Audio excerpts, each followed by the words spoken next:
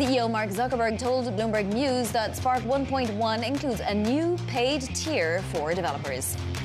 Well, let's get more on this now with Bloomberg's Kurt Wagner, who spoke with Zuckerberg. Kurt, give us some of the finer details. What did Mark tell you? Yeah, I mean, this is a model that is an updated MuseSpark. MuseSpark was already out. This is MuseSpark 1.1, as you mentioned. But I think the big thing here is that for the very first time, they're going to, sell access to this model to businesses and developers. They have that API that we've sort of been waiting for, that a lot of the other AI companies already offer. And so this is a direct revenue stream for them. And, one of the things that we spent a lot of time talking about when I chatted with Zuckerberg was the pricing and the fact that he really wants to go cheap on the pricing. One, because he thinks the competitors are too expensive.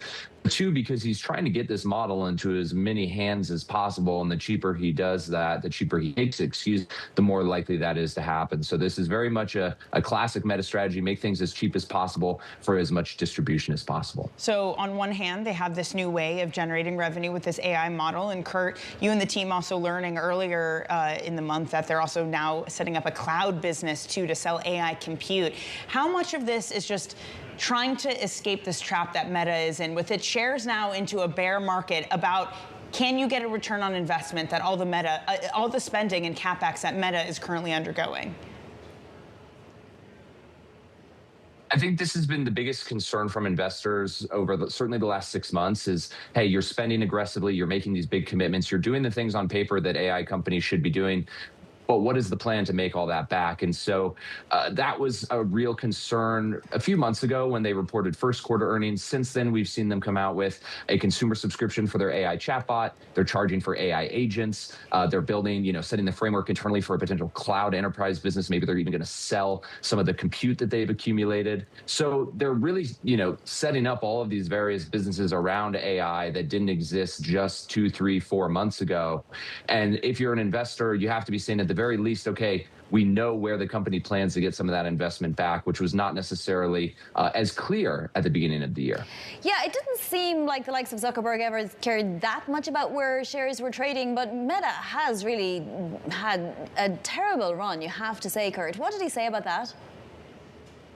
Well, he essentially asked him about morale at the company. I said, look, you did these big layoffs, a lot of internal restructuring with AI, and he kind of just chalked it up to times of change. There is going to be disruption when you have a technology as big, powerful, and influential as AI sort of come into the mix. And they are using AI in a way that they weren't 6 months ago. Their engineers are using it to build products and app features. They're obviously trying to adjust the human side of the business to match the technological side of the business.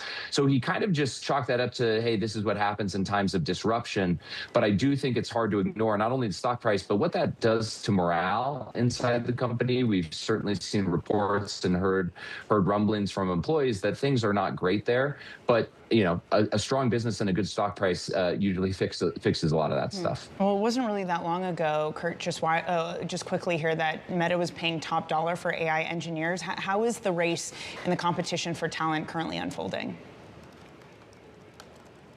I think that it's still going to be competitive. We see people jumping from, OpenAI to Anthropic to Meta to Google. Like, we see this sort of musical chairs of AI talent. I do think they're more settled than they were. Obviously, last year, they were building this new lab essentially from scratch. So they had to go out and spend aggressively on all these people. They have the leadership in place with Alexander Wang there.